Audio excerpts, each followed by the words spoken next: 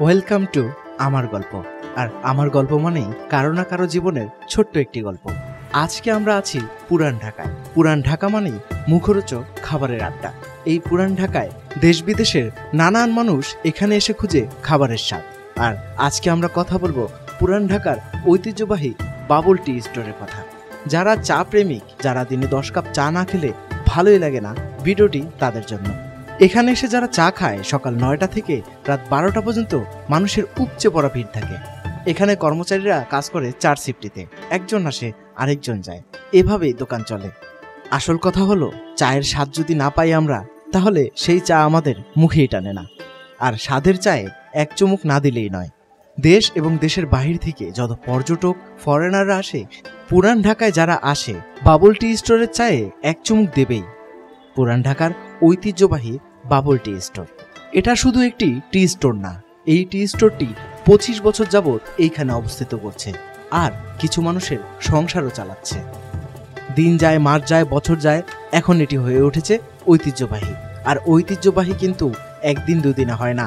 যদি খাবারের স্বাদ না থাকে, যদি সেই জিনিসের দাম না থাকে, সেটা কখনোই ঐতিহ্যবাহী হয় না। আমার নাম হলো আজি মোহাম্মদ বাবুল, পুরান ঢাকার ঐতিহ্যবাহী Babul tea store.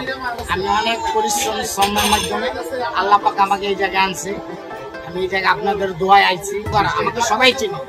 Kumartuli Babul tea store নাম বলে এক ডাক ইনশাল্লাহ কুমারটুলি ইসলামপুর অনেক মালিকা, ছোট বড় ব্যবসায়ী সবাই আমাকে চিনি।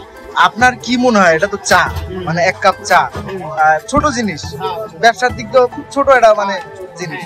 তো এটা কি আপনি কি কখনো ছোট মনে করেন যে না, এই চা বিক্রি করা মানুষ খারাপ ভাবে দেখে, চা বিক্রি করি চাওয়ালা এরকম ভাবে বলে, এরকম কখনো মনে করছেন? না, আমি মনে করি না। আমারও মানুষের মনে করে আমার ব্যবসা আমি বড় মনে করি।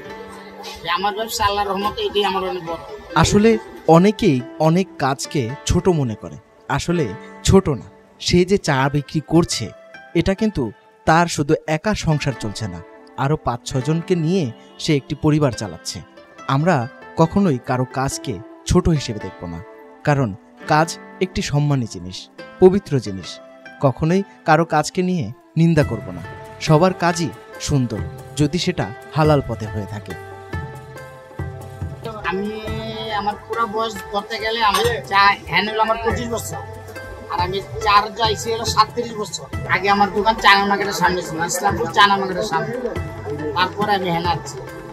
এই জায়গায় আমার বয়স 25। আমি এই জায়গায় 25 বছর ধরে চা বিক্রি করি। কুমারটুলি ইসলামপুর কুমারটুলি বাবুল টি স্টোর, পুরান ঢাকার ঐতিহ্যবাহী। আমি মান ভালো করি, সেই জন্য আমার দোকানে কাস্টমার আছে। আমি সমস্ত জিনিস ভালো ব্যবহার করি।